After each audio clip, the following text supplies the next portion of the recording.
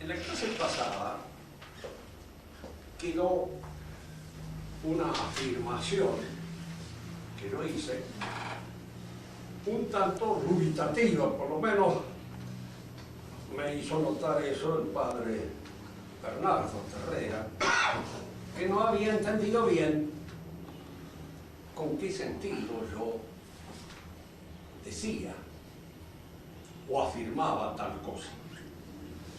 La afirmación es que la sociedad, la iglesia, es una sociedad de personas. Yo había dicho que es sociedad de personas. Te pregunta uno, ¿que acaso la nación no es una sociedad de personas? No. ¿Por qué? Porque uno pertenece a la nación por el nacimiento, no por una decisión libre de uno. En derecho se llaman sociedades de personas aquellas que son establecidas por gente libre. Una asociación determinada es una sociedad de personas, en la cual se cierra por contrato la formación de tal o cual sociedad. Y cada uno de los contratantes tiene libertad para hacer y realizar ese contrato. Fíjense que en la historia, cuando se traslada este tipo de asociación a la sociedad política, ahí se comete un error inmenso, que trae luego una serie sucesiva de errores que dependen de él. Primero, convierten a la sociedad política en una sociedad contractual, como si nosotros hubiéramos alguna vez dispuesto con toda libertad ser argentinos. No hemos dispuesto con toda libertad ser argentinos, hemos nacido argentinos, como hemos nacido yo Calderón y usted vecina. Nos guste o no nos guste. Por ahí a uno le toca un padre y una madre decididamente imbécil, de los cuales uno no tiene más remedio que aguantárselo y de alguna manera hacer dentro de esa situación que le ha creado la fatalidad que pueda, para evitar precisamente el peso que tales fatalidades pueden producir sobre uno. A la iglesia se entra libremente y se pertenece decididamente a la iglesia libremente. Esta afirmación exige también unas aclaraciones, porque alguien me dirá, bueno, pero yo bautizo a un chico chiquitito que no tiene todavía absolutamente la posibilidad de optar libremente por la iglesia y lo meto en la iglesia.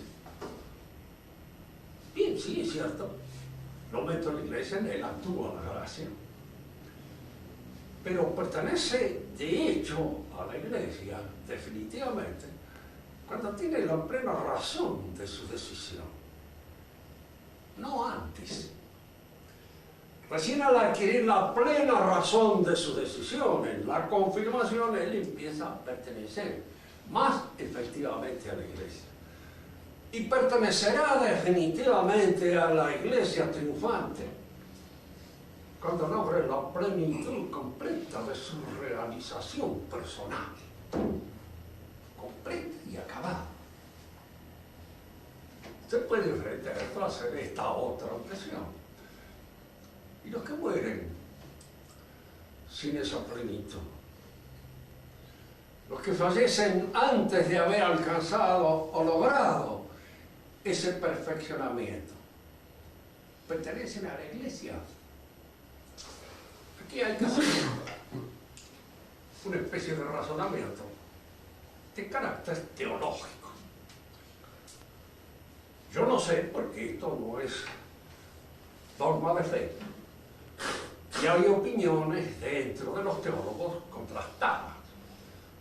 No soy teólogo, sino que simplemente me arrimo a la opinión que me parece, en este sentido, la más discreta.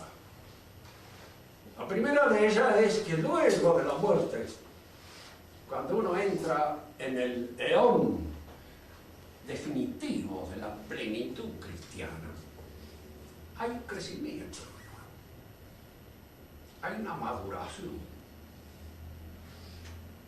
Y esa maduración supone por parte de uno libertad. Aquí es donde conviene que aclaremos un poco el concepto de libertad, que la mayor parte de nosotros anda siempre un poco confuso. A nosotros nos parece siempre que una acción libre es aquella que sucede a una discusión, a una duda, que viene como una resolución frente a ciertas vacilaciones que nos permiten optar por esto, por aquello, por los demás allá, y nosotros pensamos el pro y el contra de tales cosas, y nos decidimos por este, y en este acto decisivo de elegir tal o cual camino, tal o cual medio para alcanzar tal o cual fin, se produce la libertad.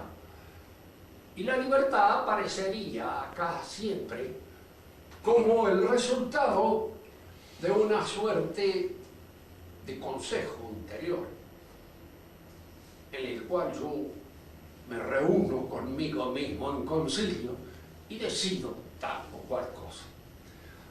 No deja eso de ser libertad. Pero no olvidemos nunca que el acto humano libre es el acto que no está determinado por ninguna ley física, fisiológica, corporal o natural, cuando puede suceder o no. Son los actos en general espirituales, los actos por los cuales yo alcanzo el conocimiento de tal cosa. Fíjense que hay actos del conocimiento que no son tan libres porque están exigidos por la situación en que me encuentro cuando se trata de huir de un incendio, de tomar un camino que no esté del todo peligroso, de coger un fruto que me puede servir para comer, etcétera, etcétera. Son actos que están precedidos por un cierto conocimiento. De que se trata de un fruto no venenoso, de que se trata de un camino no peligroso, etcétera, etcétera.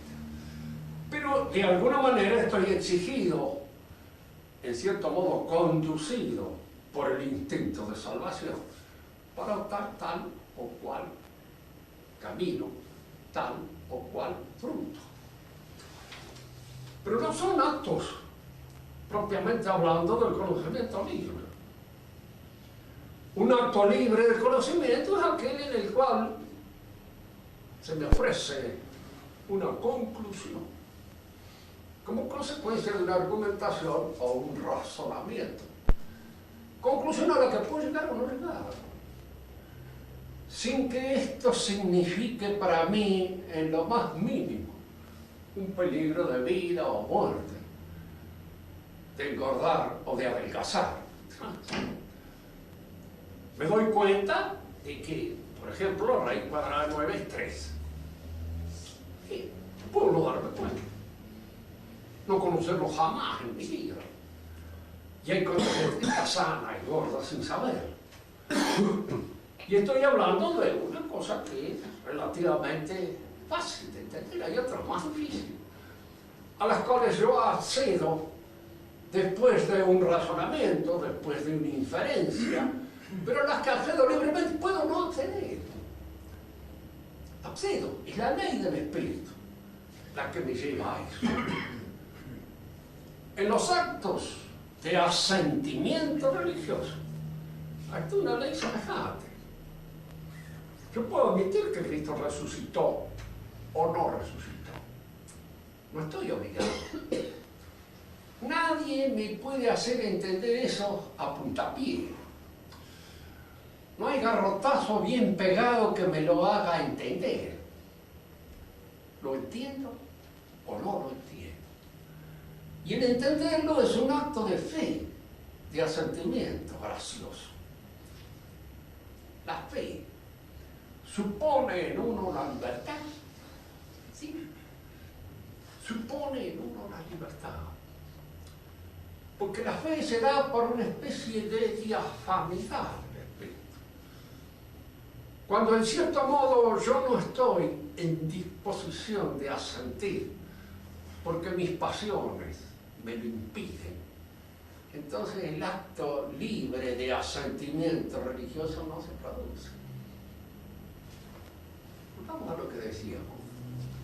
Es que este niño que muere, habiendo sido bautizado muy chiquito, y muere chiquito, no ha crecido en el terreno natural. Él está bautizado. Y al estar bautizado, tiene la gracia infusa por el bautismo. Pero esa gracia infusa la tiene en un movimiento de adhesión libre o la tiene impuesta desde arriba. Hay un principio del cual hay que sacar la conclusión, un principio teológico. Gracia non toli natura. La gracia no borra la naturaleza. De manera que nosotros debemos aceptar que la gracia no destruye la libertad. Nuestra Señora nació plena de gracia. ¿Era libre o no era libre? Si no era libre, era un autómata. Era alguien que no tenía absolutamente el dominio de sus actos de asentimiento. Si era libre, era porque la gracia en ella operaba sobre su naturaleza espiritual, sin titubeos, sin vacilaciones, con aquella seguridad que da la posesión completa del objetivo, del propósito espiritual que se tiene, como cuando uno ve la solución de un problema. Y quiere hacerla entender a un montón de gente que por razones X, generalmente por falta de inteligencia, no la ve, y no la observa, y no llega a esa conclusión a los que otros llegan en un solo acto, con una facilidad, con una plenitud, con una falta de vacilaciones que da el espíritu. Diríamos nosotros, en teología, siempre el razonamiento analógico no es precisamente lo más recomendable. Nosotros, pero a falta de otro razonamiento, el razonamiento analógico es útil. De la situación de la Virgen María, podemos entrar nosotros la idea de que ese niño que muere en la gracia, muere en una plenitud espiritual de adhesión a la verdad, que se expande y madura en el cielo, en el otro Geón, en el Geón que viene después de este, que es el Geón en que reina la muerte, y en que reina la caducidad, y en que reinan todas aquellas dudas y aquellas vacilaciones que ponen en conflicto nuestros actos libres. Pero podemos asegurar de que ese niño adhiere a la verdad plena de Dios que se le ofrece en el paraíso, en el reino de Dios, con toda la libertad y la expansión del Espíritu. Digamos, para arrimar un poco más de fuego a esta afirmación, la obra de la inteligencia es así también. A veces el hombre que razona dentro de una determinada ciencia que él maneja y conoce, indudablemente tiene allí una cierta facilidad que el que no ha estudiado esa ciencia no la tiene. Incluso puede admirarse de la imbecilidad del otro que no logra entender un problemita que para él es simplísimo, de todos los días. Es el problema que él lo ve perfectamente por la ejercitación que ha realizado. Y esa ejercitación supone precisamente esa libertad del espíritu, de adhesión a la verdad, que crea el hábito científico. Hay personajes se encuentran frente a la doctrina de Kant, que el hombre conoce mediante ciertas formas a priori del conocimiento. Alemán, indudablemente, sí, hay que ejercitarse y empezar por el ABC, como en todos lados, como en todas partes. Uno no puede tener un buen criterio médico si no ha estudiado muchas cosas. Si no ha visto muchos enfermos, no ha visto muchas cosas. Y el buen criterio significa precisamente cuando uno está frente al enfermo, descubrir cuál es la enfermedad que padece. Descubrirlo. Y eso es un acto libre, sí, porque no está determinado, no es exigido, ojalá por exigir, porque todos los médicos la acertarían siempre. Pero hay algunos que no la acertan y le erran. Y el que la acierta libremente porque el acto espiritual es libre.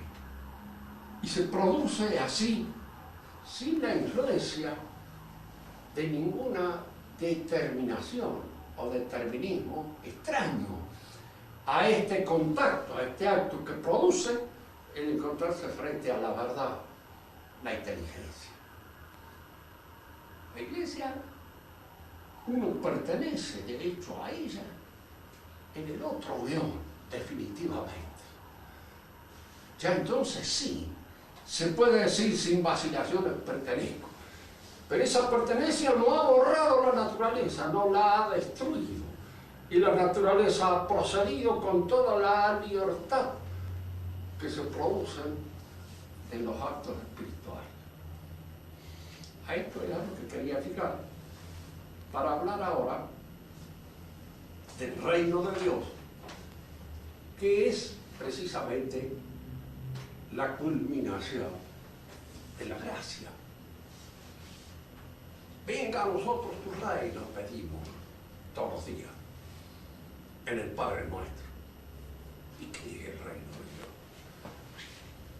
Podemos nosotros aventurar un cierto conocimiento que nos permita tener una idea de lo que constituye esa promesa de nuestro Señor Jesucristo.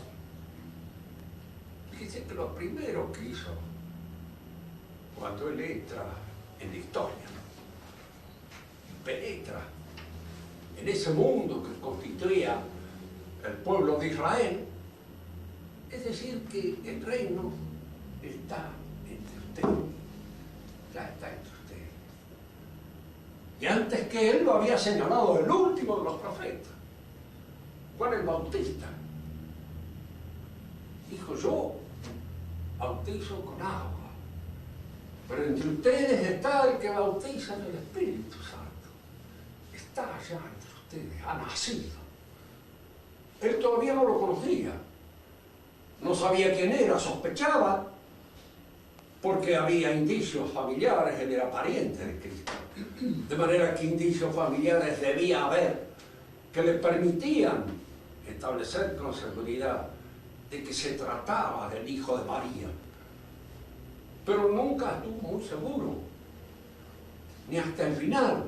Sabía que él tenía que acusar ese advenimiento. Pero al final, cuando él manda a preguntar si efectivamente él es el Cristo, el Hijo del Dios vivo, y él entonces le contesta con un texto de Isaías en el cual le dice: los reinos andan, los ciegos ven, los leprosos son curados, y que de alguna manera con ese texto señala, diríamos así, la relación viva que existe entre el Antiguo y el Nuevo Testamento. Porque el Nuevo Testamento viene a coronar y a disipar las nieblas que todavía en el Antiguo Testamento pueden existir. Nieblas que nacen precisamente de esa forma un tanto velada en que Dios aparece ante nosotros. Nunca se presenta en el esplendor refulgente de su plenitud. Se presentará así en el reino de Dios, pero no antes, porque nosotros estamos en el eón último de la vida, en la caducidad. Tenemos que conquistar el reino de Dios. Y para conquistar el reino de Dios tenemos que proceder de acuerdo con las exigencias de nuestra naturaleza libre y llegar al asentimiento religioso libre. Es decir, no bajo la presión determinante y fulminante del hecho divino. Que si Dios estuviera acá, podría muerto.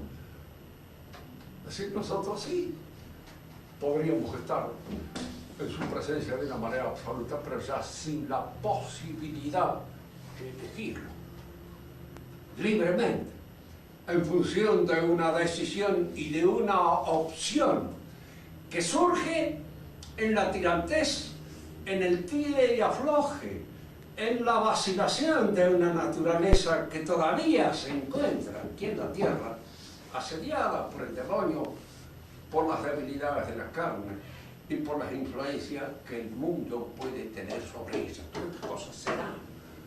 Y todas estas cosas tienen su influencia. Y todas estas cosas no solamente tienen su influencia, sino que son las que gravitan en el eón histórico en el que vivimos. La palabra eón es usada a veces en teología con el objeto de indicar el lapso del tiempo. El lapso temporal es el que vivimos nosotros, en el que estamos inmersos y abiertos al reino de Dios. El reino de Dios está incoado acá, iniciado, se inicia en la tierra. Está anunciado ya en el Antiguo Testamento. Sería un poco excesivamente prolijo traer todas aquellas referencias que tanto en los profetas como en los libros sapienciales se refieren al reino de Dios. Pero se refieren en la forma en que es un tanto velada, no muy clara, ni tampoco muy oscura. Esas cosas que nos permiten a nosotros deducir el valor de la profecía cuando los hechos se producen. Cuando los hechos se producen, entonces nos damos cuenta de que sí, la profecía hay algo cierto. Supóngase, por ejemplo, que alguien hace 5.000 años hubiera leído uno de los testimonios por el cual Dios designaba a Abraham y le decía: yo te voy a hacer un pueblo innumerable. Y Abraham era, en ese momento, el jefe de una familia de tal vez 100 personas, con los servidores, todos los humanos. Alguien que hubiera leído eso hubiera dicho: se la prometen, falta un tiempo para que se cumpla. Han pasado 5.000 años y nosotros podemos decir: la promesa está plenamente, totalmente cumplida. Fíjense que siempre, que hemos señalado en distintas oportunidades, la palabra de Dios tiene esa característica. Se cumple. Una chica saluda a otra en un pueblito de Galilea y le dice: bendita tú entre todas las mujeres, bendito el fruto de tu vientre, te llamarán bendita por la generación de la generación. Es decir, que la cosa es esta, es simple. Son dos muchachas modestísimas que se encuentran en un pueblo que puede ser parecido a Resolana o a Capitán Montoya, lo último de la Pampa del Cebo. Uno me dirá: bueno, pero a lo mejor eso no sucedió nunca, pero está escrito. Desde el siglo I de nuestra era está escrito. Ya está escrito. Supóngase que no haya sucedido, efectivamente, que lo haya inventado alguien. Más difícil todavía de explicar. ¿Por qué? Porque este que lo ha inventado con pleno conocimiento de que esto iba a suceder. Y que en los siglos, a esta muchacha la iban a llamar bendita. Es interesante señalar estas coincidencias para darse cuenta la relación viva que existe entre la palabra de Dios y aquello que efectivamente se realiza, que eso es lo que íbamos a ver. De acuerdo que los exégetas del Apocalipsis se encontraban frente al hecho de que el Apocalipsis habla de un ejército en el cual se movilizan 200 millones de hombres. Jamás, en la época en que se escribió el Apocalipsis, ese número podía ser tomado, tanto que muchos intérpretes a lo largo de la historia le han sacado 3 ceros, 4 ceros, 5 ceros, todos los ceros que quieran. En la actualidad, como comenta muy bien Castellani en sus comentarios sobre el Apocalipsis, se puede admitir que esa movilización sea posible. También cuando se hablaba del anticristo y se decía que iba a aparecer en todas partes al mismo tiempo, anunciando con su palabra, se sospechaba de que tendrá el poder de la ubicuidad. Estará en todos lados, ya no hay bilocación, sino la multiplicación de las locaciones. Hoy día sabemos que a través del televisor eso es perfectamente posible. De manera que lo que no era inteligible hace 30, 40, 50 años, o 100 años, o 200 años, hoy, porque se va aclarando el sentido de los textos. El Antiguo Testamento habla muchas veces del reino de Dios. Y como siempre hay en el Antiguo Testamento las referencias al reino escatológico, a lo que ha de llegar después del león histórico, del paso de la historia. Y al mismo tiempo habla, como reino de Dios, de aquello que es la figura del reino de Dios. En teología la figura es lo que anuncia a otro suceso que se va a dar de una manera más completa y acabada. Por ejemplo, Adán puede ser figura del Cristo. Es el primer hombre. Y Cristo es el primer hombre, ciudadano del reino de Dios, que indica entonces el paso del león histórico al león suprahistórico o león escatológico que ha de venir allende la muerte y que ha de cumplir todas aquellas manifestaciones de la historia. Vamos a hacer una pequeña reflexión sobre esto para insistir después, en otra oportunidad, sobre algunos aspectos que queden más oscuros. Nosotros vivimos en el curso de la historia. Estamos en el tiempo. Cuando la muerte nos sorprenda, nosotros pasamos del león histórico a una situación en la que hay una transición del orden temporal, cronológico, a la eternidad.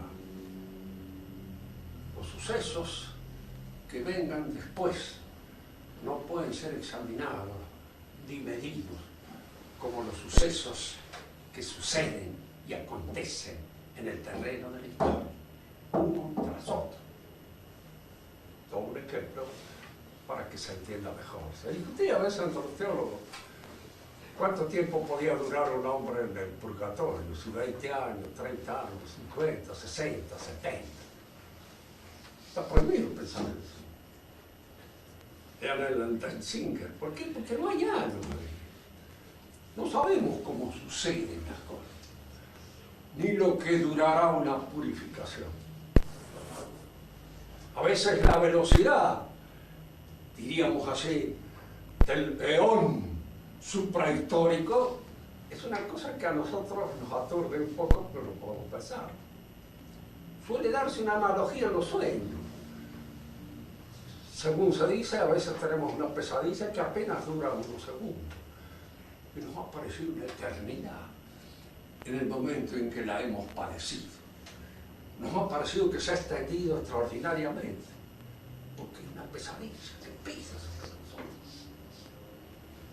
Simplemente quiero señalar que el paso al león que viene, león valido, no puede medirse en términos cronológicos, como hacemos con los pasos y los sucesos y los acontecimientos que ocurren aquí en la dimensión histórica.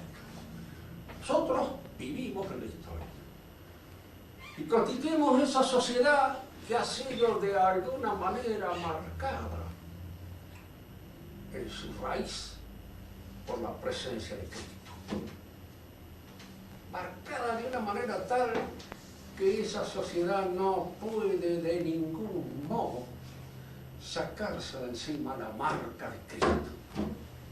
Fíjense que esto es importante. Está lleno de gente que no cree en Cristo. Está lleno de gente que ya ni ha oído hablar de Cristo. Y sin embargo, Cristo los ha marcado. Está incluso en todas aquellas ideas que lo niegan,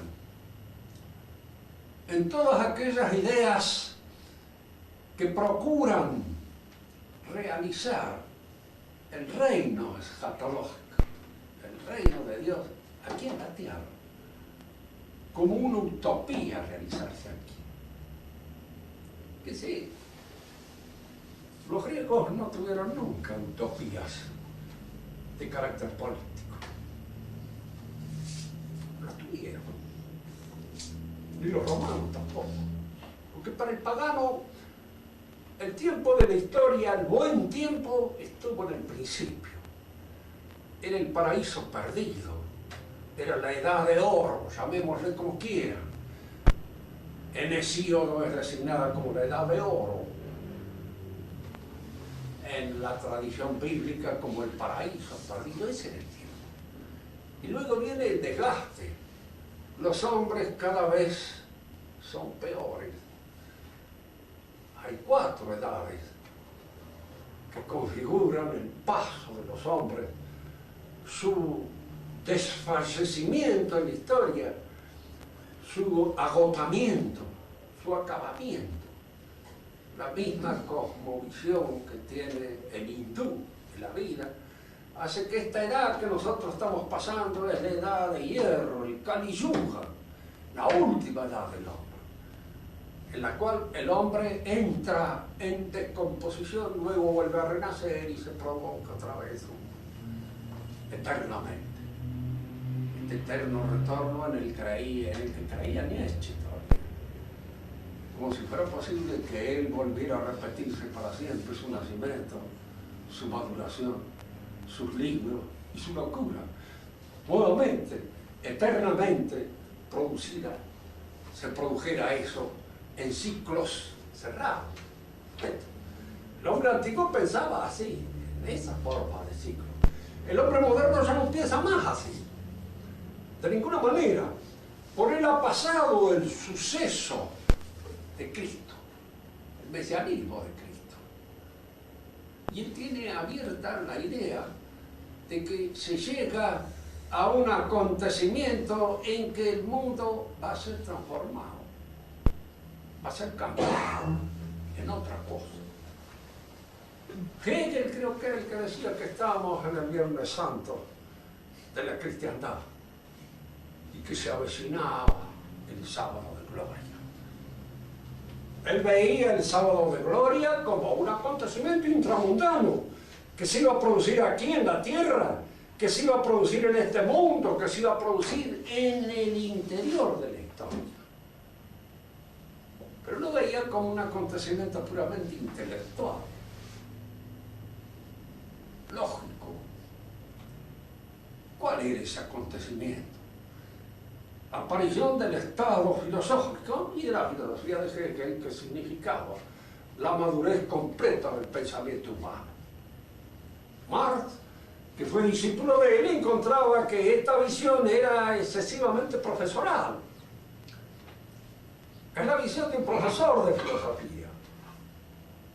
Si realmente nosotros queremos encontrarnos con una transformación total que produzca ese cambio y el advenimiento de una sociedad en la cual la esencia y la existencia se encuentran recubiertas, eso hay que producirlo revolucionariamente y no solamente en el orden del pensamiento, sino que hay que efectuar la transformación real.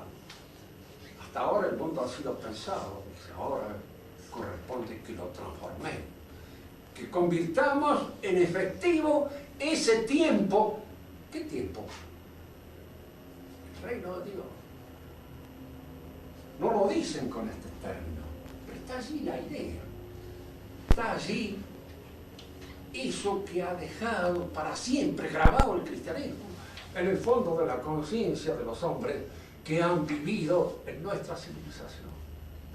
Ese otro hombre que ha de surgir, ese otro hombre del que habla San Pablo y que es el resultado conjunto de la gracia y los méritos, ese hombre que es el futuro habitante del reino escatológico que viene allende la historia, es pensado por la mayor parte de estos pensadores como un suceso que se va a dar en la historia. Y aquí es donde aparece esa otra figura inspirada por el cristianismo, que es la del anticristo. ¿Quién es el anticristo? ¿Qué es el anticristo? Es una persona que va a aparecer con la apariencia de Cristo. Porque es indudable que a través de toda la historia, el diablo que conduce el baile, en alguna manera, no ha hecho nada más que caricaturizar el cristianismo, desfigurarlo, presentándolo como una figura que se realiza en el interior de la historia, aupada, sostenida, afianzada por las fuerzas puras y exclusivamente naturales. El anticristo es una figura humana, indudablemente, que tiene una relación con ese enemigo de Dios, que es Satanás, es seguro, pero es humano, es un hombre.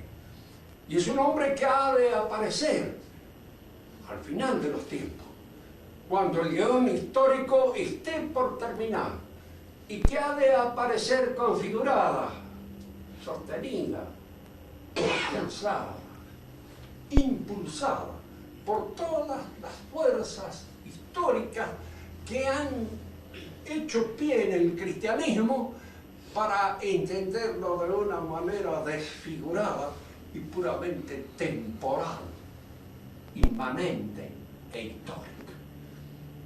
Dice, nosotros nos encontramos ante una sociedad altamente evolucionada. Una sociedad que vive incluso de todos aquellos milagros que se atribuyen a la ciencia.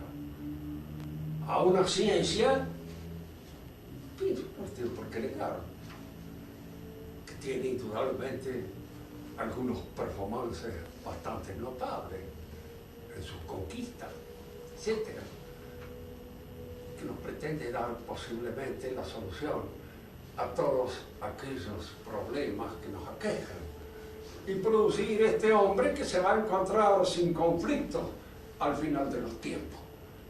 Que el marxismo señalaba esa posibilidad de una sociedad sin conflictos, donde la muerte no fuera nomás que un suceso estadístico que pasaría en cierto modo inadvertido, porque si el hombre efectivamente se convierte en hombre colectivo, la muerte individual al hombre colectivo como tal no lo afecta individualmente. Lo afectaría la muerte colectiva total de la colectividad a la cual pertenece, pero no la muerte individual, no lo afecta. Pasaría inadvertida. Para indudablemente esta transfiguración del hombre individual en hombre colectivo es una utopía y es de alguna manera una transposición del pensamiento escatológico cristiano en términos naturalistas, en términos de visión política de este mundo. El anticristo, que es la figura eminente que se perfila en el horizonte pronto, porque es el que va a traer la paz a todos nosotros, a todos los pueblos, una paz indudablemente fundada pura y exclusivamente en fuerzas humanas, surgidas de esta civilización técnica que ha tratado de dominar al mundo. Y esa figura va a aparecer como una figura salvadora, como otro Cristo, pero un Cristo a pronunciarse, a realizarse en el león todo. Para terminar, nada más, diríamos que lo grave siempre de un pensamiento de esta alcurnia tropieza siempre con el carácter de la caducidad del león histórico. Nos morimos. Y todo se acaba con nuestra muerte. Todo se termina. Todo esto queda como una proyección pura y exclusivamente onírica. Podemos pensar en tales o cuales cosas que pueden suceder, tales o cuales eventos, que la transposición de órganos puede hacer que uno logre vivir, qué sé yo, que le apaguen 143 velitas, cosas que no le deseo a mis mejores amigos de ninguna manera. Ya vivir 90 años mucho, y de alguna manera significa por parte de uno ver muchas cosas desdichadas sucediéndose en torno de uno, lo que será vivir todavía más y prolongarse sobre todo en este estado de caducidad en el cual todavía se vive. En la próxima conversación hablaremos del reino de Dios, tal como él se produce, y al mismo tiempo tal como la historia lo concibe en esta suerte, diríamos así, de artilugio por el cual se piensa en un reino de Dios que sea de factura exclusivamente humana. ¿Alguno quiere hacer alguna pregunta? Profesor, Sí. la expresión correcta es: ¿el reino de Dios entre vosotros está o dentro de vosotros está? Está dentro de nosotros y en nosotros. Está dentro cuando lo hemos aceptado por la gracia, porque el reino de Dios se incoa en la gracia. Es, si se quiere, el resultado de la eclosión y la maduración de la gracia, cuando la gracia en el otro león se encuentra ya cara a cara de aquel objeto que es la vida íntima de Dios que pasa a vivir. Es decir, el reino de Dios se incoa, se inicia aquí en la tierra, y se inicia dentro nuestro por la gracia. Mientras estamos en gracia, en alguna medida estamos iniciando la posibilidad de ese reino nosotros. Porque es indudable que el hombre de la gracia tiene una inteligencia que está abierta a un horizonte que no es el del hombre natural. Ve cosas que naturalmente no son visibles, están escondidas para el hombre que no tiene fe. Ve, por ejemplo, a Cristo como Hijo de Dios. Lo ve en la hostia consagrada, que a fin de cuentas la hostia consagrada es un pedazo de pan que ha sido transfigurado por la presencia en él real de Cristo.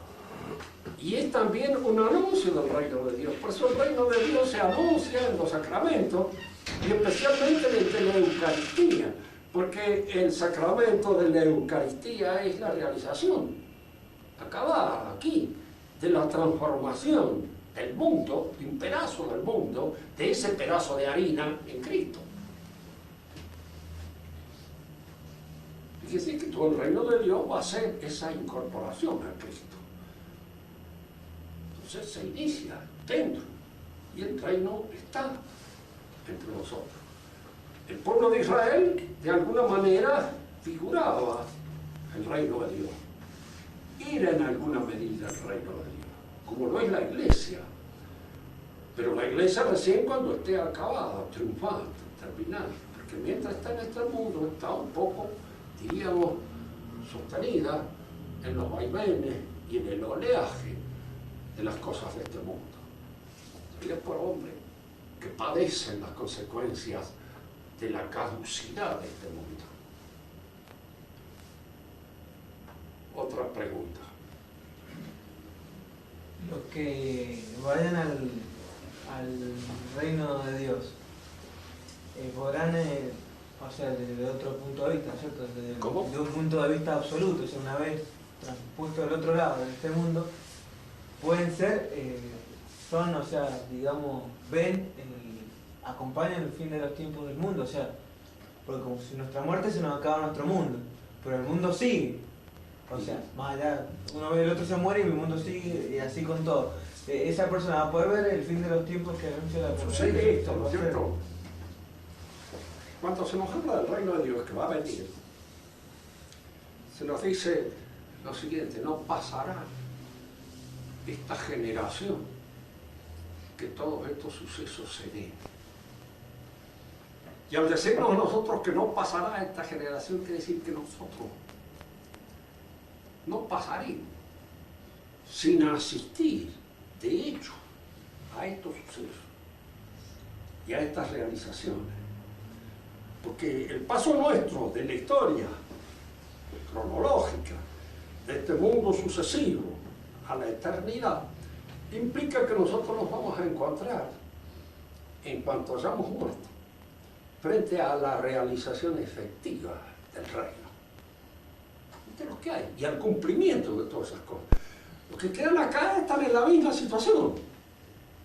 Son, diríamos así, los operarios de la última hora. Cobran el mismo salario, porque al fin de cuentas, cuando llegue el advenimiento del reino de Dios o el paso a la muerte, para todos nosotros suceden esas cosas. Quiero decirles ya más así: usted no pasará sin ver estas cosas. Las va a ver. No ahora, pero las va a ver en cuanto usted abra sus ojos al nuevo eón que viene después de la muerte. Y fíjese que esto lo ha prometido, yo lo entiendo así un poco, ¿no? No pasará esta generación sin que todas estas cosas sucedan. Han pasado tantas generaciones que uno dice: ¿qué nos quiso decir? Nos quiere decir que nosotros nos encontramos después de la vida histórica frente a todos estos sucesos. De hecho, nos encontramos abocados a estos sucesos. Los vemos realizarse efectivamente ante nosotros. ¿De qué manera? Bueno, allí es donde no nos dan los vocablos que están inspirados, diríamos, en nuestras experiencias puramente terrenas y sensibles. Pero eso es, el reino de Dios vendrá para todo. Eso bien decía, no me acuerdo que un historiador alemán, que todas las generaciones, todas están igualmente cerca de Dios. Porque todas están igualmente cerca del suceso fundamental que viene en esta generación. Aquellos que dicen: bueno, pero esperar el fin del mundo. No, el fin del mundo viene. Y sucede. Ya está el fin de este mundo. Está firmado. Y nosotros vamos a ver. No va a pasar nuestra generación sin que lo vean. ¿Se entiende esto? Es que no hay tiempo. Es que no hay tiempo. No tenés noción de tiempo. Lo que pasa es que para el tiempo es que hay que hacer que no hay noción de tiempo. No hay tiempo, claro. Es la única manera de... Somos los sólidos. Claro. La noción del tiempo es lo que hay que perderla. Cuando uno entra en el otro veón, ya no hay más tiempo. El tiempo pasó. Y para nosotros pasa cuando nos morimos. Fíjense que hay en este sentido a veces cosas muy interesantes. Porque lo vas a ver todo terminado, hecho. Yo no entro aquí en las digresiones del Reader Digest sobre lo que le puede pasar a uno después de la muerte. Pero sí de gente, como por ejemplo podría ser Morraz, a quien lo atendió un canónigo. Él era incrédulo. Y era incrédulo. Había sido formado bien católico, pero había perdido la fe. Se había enojado con Dios. Y se había enojado con Dios porque había quedado muy sordo. Entonces no pudo. Sí, sí. Y cuando muere, claro, él tiene un verso final muy lindo que yo se lo he leído a Gustavo, en donde él pide creer. Dice, quiero que al morir y al levantar la lápida de mis antepasados abrace la misma fe que ellos tuvieron. Parece que, en fin, estas cosas son a veces escuchadas por Dios cuando uno hace ese pedido que nace de la mayor intimidad. El hecho es que él en el último momento de su vida se le aproximó el canónigo y le preguntó, ¿y cómo va eso? Y él dijo estas palabras que fueron las últimas, siento que alguien se aproxima.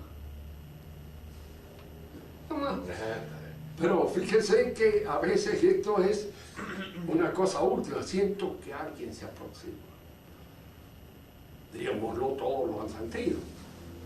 Yo recuerdo siempre la muerte de pobre George Santayana, que murió también, un filósofo que escribió en inglés en Norteamérica, pero era español de origen, y que también murió en un hospital de religiosos, pero él no creía tampoco nada. La monja que lo atendía le preguntó al último, le dice, que él se revolvía en la cama, ¿qué le pasa? Sufro. Le pregunta a la monja, ¿materialmente? No, espiritualmente. ¿Y qué es lo que tiene? Desperation. En inglés, desesperación. Desesperación. Entonces, está esa otra muerte a la cual puede llevar toda una vida que se ha forjado en la desesperación. Y el último momento es precisamente la desesperación. No, nosotros entramos aquí en ciertas cosas que ya exceden muchas veces nuestra capacidad de precisamente por eso es la fe. La fe no es la visión de las cosas. La fe es un conocimiento, de cierto modo, precario, fundado en testimonios. Ahora la fe teológica, ese testimonio nosotros tenemos la plena seguridad que es de Dios. Es el testimonio que nosotros creemos. Pero esa fe no es seguridad. Yo tengo fe. ¿Cómo actúa el pecado? O sea, ¿cómo actúa cuando uno pierde la gracia por el pecado en relación a la fe? Sucede esto.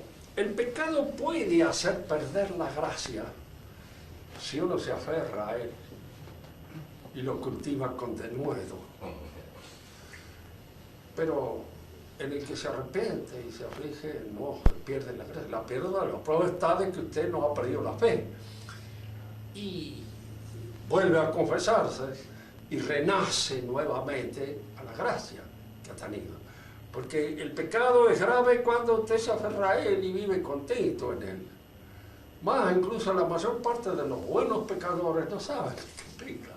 Muchas veces no tienen ni la menor idea de que viven el pecado. Les parece que viven de la forma más amable y posible que se les presenta como oportunidad. El pecado, cuando destruye la fe, es ya cuando un pecado en el cual uno se aferra. Porque la mayor parte de nosotros pecamos y nos perdemos la fe. Nos confesamos, volvemos a recuperar nuevamente la gracia de Dios, volvemos a recuperar su amistad por medio de la confesión completa, pero no la perdemos. Y fíjense que en el caso, por ejemplo, a veces de gente que han perdido, porque pueden ser desesperados y pierden la esperanza, pero no la fe. Se puede perder incluso la caridad. Uno puede tener menos, más. Porque el organismo sobrenatural, fe, esperanza y caridad, es un poco como los organismos morales. Yo puedo fallar en una virtud, pero me compensa, diríamos así, la fuerza de otra virtud que en mí persiste. Supongamos, por ejemplo, que uno falle, qué sé yo, en la templanza. y que le atraigan mucho las mujeres lindas, y que un cierto sentido de justicia te impida en un momento determinado dejarte llevar por tu humor vagabundo. ¿No es cierto? ¿Por qué? Porque, qué sé yo, hay una justicia y decir, no, yo cometo un acto que es injusto, para esto, por lo demás allá, y entonces la justicia en mí obra como compensación de esa flaqueza propia de la templanza. O en el miedo, por ejemplo, que es más común. ¿Cuántas veces hacemos la patancha, como dicen los criollos, simplemente por una razón de vergüenza? Y en función de que tememos más el ridículo que el hecho de asustarnos en un momento determinado, de demostrar demasiado nuestro temor. Hay compensaciones que se dan. Uno se apoya en otras. En el orden físico pasa lo mismo. Yo puedo tener las piernas medio débiles, pero tengo buenos brazos y entonces me apoyo más en aquello que es más fuerte en mí que en aquello que lo es menos. Me guío por aquello que es mejor, que es la risa. Ni idea.